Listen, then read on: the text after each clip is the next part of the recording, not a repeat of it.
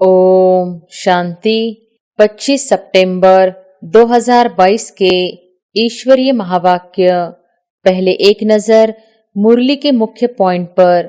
बाबा ने कहा, सदा इसी स्मृति में रहते हैं कि मैं बाबा का और बाबा मेरा। यही स्मृति सहज भी है और समर्थ बनाने वाली है। असमर्थ होना अर्थात मेरा बाबा के बजाय कोई और मेरापन आता है। एक मेरा बाबा यह है मिलन मनाना। अगर एक के बजाय दो मेरा हुआ तो क्या हो जाता? वह है मिलना और वह है झमेला। एक में अनेक समाये हुए होते हैं, इसलिए झमेला हो जाता है। वायदा क्या है? एक बाप दूसरा न कोई, या एक बाप एक और। यह सदा याद रखो कि आजकल ड्रामा अनुसार असत्य का राज्य है और असत्य के राज्य अधिकारी प्रेसिडेंट रावण है। असत्य और सत्य में विशेष अंतर क्या है? असत्य की जीत अल्पकाल की होती है, क्योंकि असत्य का राज्य ही अल्पकाल का है। सत्यता की हार अल्पकाल की और जीत सदा काल की है। बाप से किनारा स्थूल में किनारा नहीं होता। स्थूल में तो स्वयं को ज्ञानी समझते हैं, लेकिन मन और बुद्धि से किनारा होता है। बाप से किनारा होना अर्थात सदा काल की सर्व प्राप्तियों के अधिकार से संपन्न के बजाय अधूरा अधिकार प्राप्त होना। भविष्य वर्तमान की परछाई है। बिना वर्तमान के भविष्य नहीं बनता। और फिर बाबा ने कहा, एक मेरा बाबा और कभी कभी दूसरा भी अलाउ है। यह लिखा था क्या? चाहे अल्पकाल के नाम मान शान का सहारा लो, चाहे व्यक्ति का लो, चाहे वैभव का लो, जब दूसरा ना कोई तो फिर दूसरा कहाँ से आया? यह असत्य के राज्य के झमेले में फंसाने की चतुराइयां हैं। अपना चेकर बनो और दूसरे का मेकर बनो, लेकिन करते क्या हो? दूसरे का चेकर बन जाते हो और बातें बनाने में मेकर बन जाते हो। उठना बैठना, चलना बोलना, संबंध संपर्क में आना, सब में ब्रह्मा बाप के कर्म को फॉलो है। ब्रह्मा बाप के कर्म आपके कर्म के दर्पण में दिखाई दे। जितना जो हार्ड वर्क कठिन परिश्रम करता है, उतना वह सेफ है, माया से भी और शरीर की व्याधियों से भी। और फिर लास्ट में बाबा ने कहा, बिजी रहना खुश नसीब की निशानी है। ब्रह्मा बाप समान सब कॉपियां तैयार हो जाएंगी, तब बेहद का बारूद चलेगा, पटाखे छूटेंगे और ताजपोशी होगी। मधुबन तो पीस पैलेस है। मन की भी पीस, मुख की भी पीस, तब मधुबन पीस पैलेस से पीस की किरणें फैलेगी। गंभीरता अर्थात अंतर्मुखता और साथ साथ रमणीकता। अंतर्मुखता की निशानी सदा सागर के तले में खोए हुए गंभीर मूर्त, मनन चिंतन करने वाला चेहरा और रमणीक अर्थात मुस्कुराता हुआ चेहरा। और अब सुनते हैं महावाक्यों को विस्तार से। मुरली का सार, सत्य और असत्य का विशेष अंतर। आज दिलाराम बाप अपने सर्व बच्चों के दिल की आश पूर्ण करने के लिए मिलन मनाने आए हैं। अव्यक्त रूप में तो सदा सर्व बच्चे मिलन मनाते रहते हैं, फिर भी व्यक्त शरीर द्वारा अव्यक्त मिलन मनाने की शुभ आश रखते हैं। इसलिए बाप को भी अव्यक्त से व्यक्त में आना पड़ता है। बाप दादा इस समय चारों ओर देश विदेश के बच्चों को देख रहे हैं। मन से मधुबन में हैं। आप साकार में हो और अनेक बच्चे अव्यक्त रूप से मिलन मना रहे हैं। बाप दादा भी सर्व बच्चों के स्नेह का रिटर्न दे रहे हैं। जहां भी है, लेकिन याद द्वारा बाप के समीप दिल में है। सबके स्नेह के साज बाप दादा सुन रहे हैं। बाप जानते हैं कि बच्चों के लिए सिवाय बाप के और कोई याद करने वाला है नहीं, और बाप को भी सिवाय बच्चों के और कोई है नहीं। सदा इसी स्मृति में रहते हैं कि मैं बाबा का और बाबा मेरा। यही स्मृति सहज भी है और समर्थ बनाने वाली है। ऐसा स्मृति स्वरूप स्नेही बच्चा साकार में तो क्या, लेकिन स्वप्न में भी कभी असमर्थ हो नहीं सकता। असमर्थ होना अर्थात मेरा बाबा के बजाय और कोई मेरापन आता है। एक मेरा बाबा, यह है मिलन मनाना। अगर एक के बजाय दो मेरा हुआ तो क्या हो जाता? वह है मिलन, वह है मिलना, और वह है झमेला। कई बच्चे समझते हैं बाबा तो मेरा है ही, लेकिन और भी एक दो को मेरा करना ही पड़ता है। कहते हैं और कोई नहीं, सिर्फ एक आधार चाहिए। लेकिन वायदा क्या है? एक बाप दूसरा न कोई, या एक बाप एक और। भोले बन जाते हो। उस एक में अनेक समाये हुए होते हैं, इसलिए झमेला हो जाता है।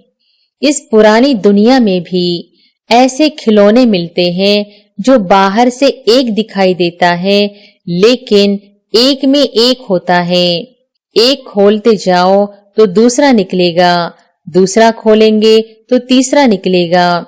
यह भी ऐसा ही खिलौना है। दिखाई एक देता, लेकिन अंदर समाये हुए अनेक हैं।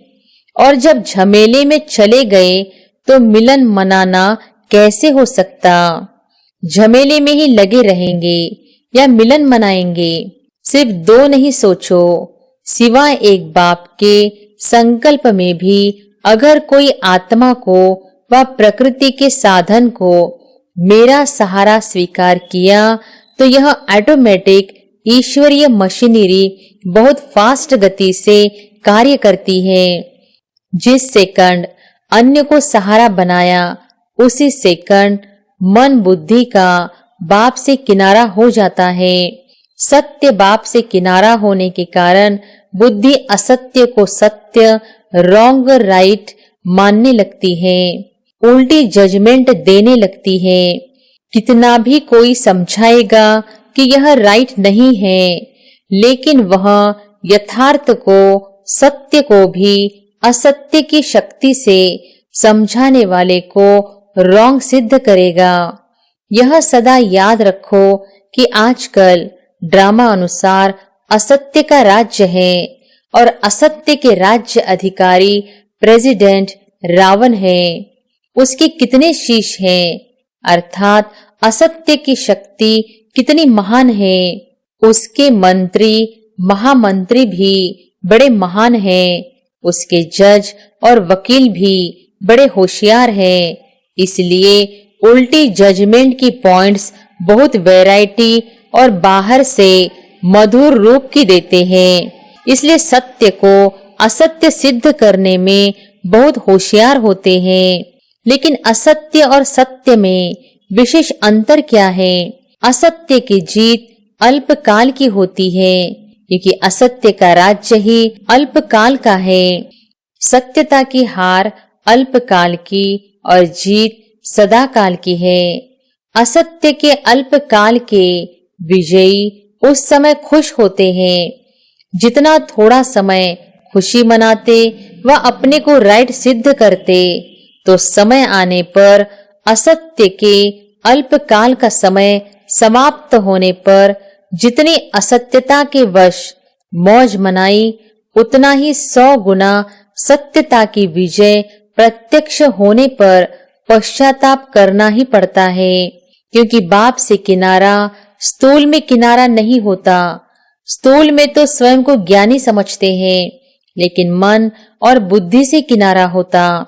और बाप से किनारा होना अर्थात सदा काल की सर्व प्राप्तियों के अधिकार से संपन्न के बजाय अधूरा अधिकार प्राप्त होना।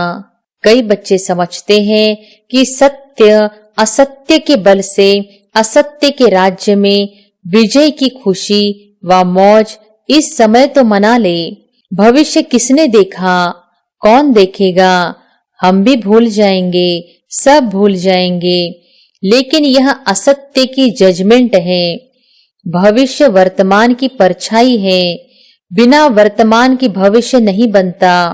असत्य के वशीभूत आत्मा वर्तमान समय भी अल्पकाल के सुख के, नाम मान शान के सुखों के झूले में झूल सकती है और झूलती भी है, लेकिन अतीन्द्रिय अविनाशी सुख के झूले में नहीं झूल सकती।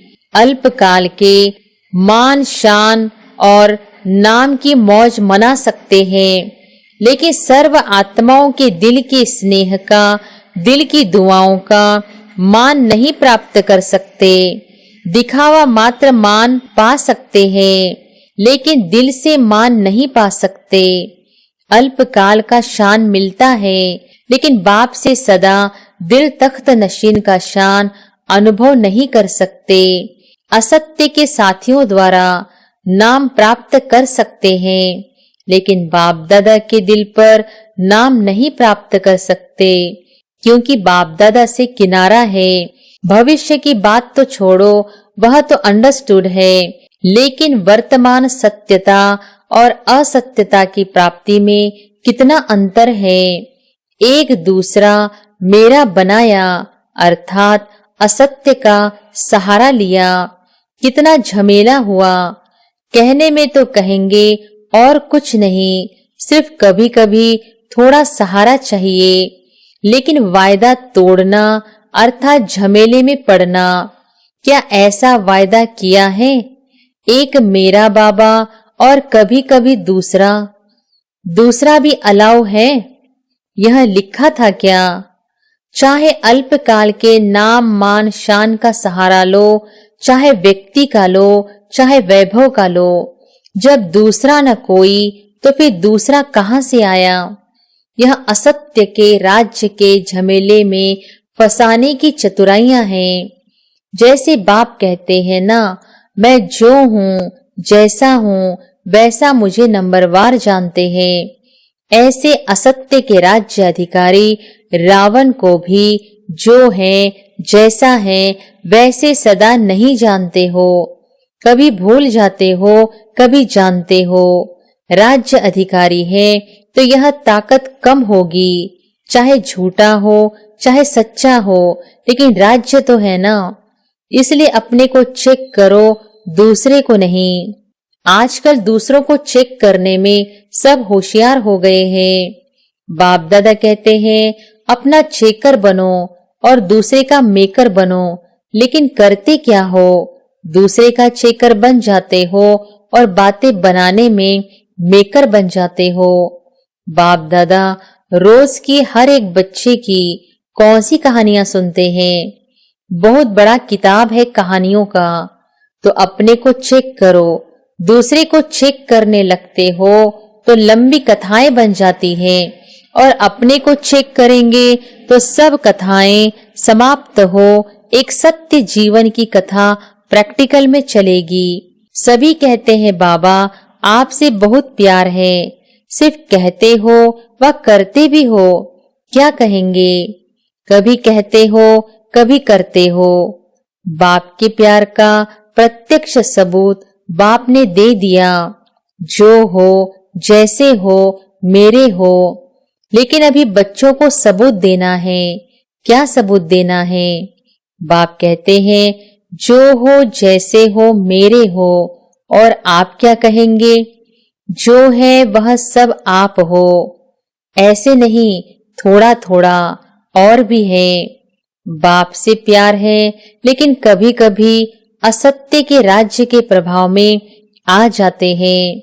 अच्छा, चारों ओर के यथार्थ सत्य को परखने वाले सच्चे बाप के सच्चे बच्चों को, सर्व स्नेह में समाये हुए श्रेष्ठ आत्माओं को सर्व सदा वायदे को निभाने वाली समर्थ आत्माओं को, सर्व यथार्थ परखने वाली शक्तिशाली आत्माओं को, सर्व याद और सेवा में निर्विघ्न रहने वाले, सदा साथ और समीप रहने वाले बच्चों को याद प्यार और नमस्ते। मधुबन निवासियों प्रति अव्यक्त बाप दादा के मधुर महावाक्य। मधुबन निवासियों को कितने प्रत्यक्ष फल मिलते हैं? मधुबन की विशेषता क्या है जो और कहाँ नहीं मिलती? श्रेष्ठ कर्म भूमि पर रहने वाले सदा फॉलो फादर करते हैं। मधुबन की श्रेष्ठता तो यह है कि ब्रह्मा बाप की विशेष कर्म भूमि है। तो मधुबन निवासी जो भी कर्म करते हैं वो फॉलो फादर करते हैं। कर्म भूमि में विशेषता कर्म की है, तो कर्म में फॉलो है। जो भी अमृत वेले से लेकर रात तक कर्म करते हो उसमें फॉलो फादर है। मधुबन निवासियों को और एक्स्ट्रा कर्म भूमि की याद का बल है। वह कर्म में दिखाई देता है, वह देना है। क्या कहेंगे? आप अपने में देखते हो। एक एक कदम सामने लाओ। उठना, बैठना, चलना, बोलना, संबंध संपर्क में आना, सब में ब्रह्मा बाप के कर्म को फॉलो है। कर्म भूमि का फायदा तो यही है ना, तो इतना लाभ ले रहे हो। शक्तियां क्या समझती हैं? कर्म भूमि का लाभ जितना मधुबन ले सकता है उतना औरों को लेने आना पड़ता है, और आपको मिला हुआ है। वरदान भूमि है, कर्म भूमि है, तो हर कर्म वरदान योग्य है। जो कोई भी देखे तो मुख से वरदान निकले, इसको कहेंगे वरदान भूमि का वरदान लेना। चाहे साधारण कर्म कर रहे हो, लेकिन साधारण कर्म में विशेषता दिखाई दे, यही मधुबन की विशेषता है ना। विशेष ब्रह्मा बाप की अपने कर्म भूमि में रहने वालों के प्रति यह विशेष श्रेष्ठ आश है कि मधुबन का एक एक ब्राह्मण आत्मा, श्रेष्ठ आत्मा हर कर्म में ब्रह्मा बाप के कर्म का दर्पण हो। तो दर्पण में क्या दिखाई देता है? यही दिखाई देता है ना।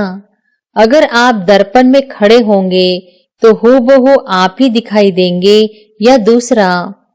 तो ब्रह्मा बाप के कर्म आपके कर्म के दर्पण में दिखाई दे।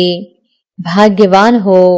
यह तो सदा सभी कहते भी हैं और है भी, लेकिन हर कर्म में ब्रह्मा बाप के कर्म दिखाई दे। यह सर्टिफिकेट कौन लेगा और कब लेंगे? लेना तो है ना, या ले लिया है? जिसने यह सर्टिफिकेट ले लिया है कि हर कर्म में ब्रह्मा बाप के कर्म दिखाई दे रहे हैं, उनका बोल ब्रह्मा का बोल समान, उठना, बैठना, देखना, चलना सब समान, ऐसा सर्टिफिकेट लिया है। जिसको लेना है वो हाथ उठाओ। यह भी अच्छा है। कहने से पहले करके दिखाएंगे, लेकिन यह लक्ष्य रखो कि हर कर्म बाप समान हो। ब्रह्मा बाप को फॉलो करना तो सहज है ना। निराकारी बनना अर्थात सदा निराकारी स्थिति में स्थित होना, उसके बजाय कर्म में फॉलो करना उससे सहज है। तो ब्रह्मा बाप तो सहज काम दे रहा है, मुश्किल नहीं। तो सभी लक्ष्य रखो कि मधुबन में जहां देखे, जिसको देखे, ब्रह्मा बाप के कर्म दिखाई दे। कर्म में सर्वव्यापी ब्रह्मा कर सकते हो। जहां देखे ब्रह्मा समान हो सकता है, हो सकता है ना। मधुबन की महिमा अर्थात मधुबन निवासियों की महिमा, मधुबन की दीवारों की महिमा नहीं है, मधुबन निवासियों की महिमा है। मधुबन की महिमा चारों ओर से रोज सुनते हो ना। मधुबन निवासियों की महिमा जो होती है वह किसकी है? आप सबकी है ना। नशा तो रहता है कि हम मधुबन निवासी हैं। जैसे यह नशा है वैसे यह नशा भी प्रत्यक्ष दिखाई दे कि यह ब्रह्मा बाप के समान फॉलो फादर करने वाले हैं। अच्छा, सभी संतुष्ट हो? कुछ सेलिब्रेशन चाहिए? सेलिब्रेशन की भूमि में बैठे हो, कितने बेफिक्र बैठे हो, शरीर की मेहनत करते हो और तो सब बना बनाया मिलता है। जो शरीर की मेहनत नहीं करते हैं उनको एक्सरसाइज की मेहनत कराते हैं। आप तो लक्की हो ना जो एक्सरसाइज नहीं करना पड़े, हाथ पांव चलते रहते हैं। जितना जो हार्ड वर्क कठिन परिश्रम करता है उतना वह सेफ है, माया से भी और शरीर की व्याधियों से भी। बुद्धि तो बिजी रहती है ना, और फालतू तो कुछ नहीं चलेगा। तो सदा बिजी रहते हैं वे बहुत लक्की है। इसलिए अपने को फ्री नहीं करना। चलो बहुत समय कर लिया, अब फ्री हो जाए। बिजी रहना खुश नसीब की निशानी है। खुश नसीब होना, अपने को सदा बिजी रखना। अच्छा, अभी बाप दादा को करके दिखाना, समझा? ब्रह्मा बाप की विशेषता सूरत में क्या देखी? गंभीरता के चिन्ह भी और मुस्कुराहट भी। गंभीरता अर्थात संतुष्ट, गंभीरता अर्थात अंतर्मुखता और साथ साथ रमणीकता। अंतर्मुखी की निशानी सदा सागर के तले में खोए हुए गंभीर मूर्त, मनन चिंतन करने वाला चेहरा, और फिर रमणीक अर्थात मुस्कुराता हुआ चेहरा। तो दोनों ही लक्षण सूरत में देखे ना। ऐसी आपकी सूरत भी ब्रह्मा बाप के कॉपी स्वरूप हो। सूरत और सीरत से ब्रह्मा बाप दिखाई दे, क्योंकि ब्रह्मा बाप का सेवा स्थान कर्म भूमि तो मधुबन है ना। तो इस भूमि के रहने वालों द्वारा वही कर्म सेवा प्रत्यक्ष होनी चाहिए। इसी आशा के दीपक को सदा जगाओ। ब्रह्मा बाप की आप बच्चों प्रति यही आश है। अब ऐसी दीपावली मनाओ, बाप दादा की इस एक आशा का दीपक जगाओ। जब हर एक यह दीपक जगाएगा तो दीपमाला तो हो ही जाएगी ना। दीपमाला में भी देखो, अगर बीच में एक दो दीपक बुझे हुए हो तो अच्छा लगेगा। अगर बीच बीच में एक दो दीपक भी टिमटिमाता है तो अच्छा नहीं लगता। इसलिए सर्व जगे हुए दीपकों की माला। मधुबन निवासी सब जस्टिस होने चाहिए, सेल्फ जस्टिस। कोई भी बात करने के पहले स्वयं जज करो, तो न स्वयं का समय जाएगा और न दूसरों का। मधुबन तो पीस पैलेस है, मन की भी पीस, मुख की भी पीस। तब मधुबन पीस पैलेस से पीस की किरणें फैलेंगी। आप पीस पैलेस वालों से सभी पीस की भिक्षा मांगते हैं, क्योंकि वे स्वयं ही स्वयं से तंग हो रहे हैं। विनाशकारियों के पास अभी तक आपके पीस की किरणें पहुंचती नहीं हैं, इसलिए कश्मकश में हैं, कभी शांत कभी अशांत। तो उन्हों को शांत करने के लिए पीस पैलेस से पीस की किरणें जानी चाहिए। तब उन्हों की बुद्धि में एक ही फाइनल फैसला होगा, खत्म करेंगे और शांत हो शांति धाम में चले जाएंगे। तो ऐसे भिखारियों को अब महादानी बन महादान व वरदान देने वाले बनो। बाप दादा तो सदा समझते हैं कि मधुबन वाले विश्व को बाप दादा के समीप लाने वाले समीप रतन है। तो अब ऐसा सबूत दिखाओ।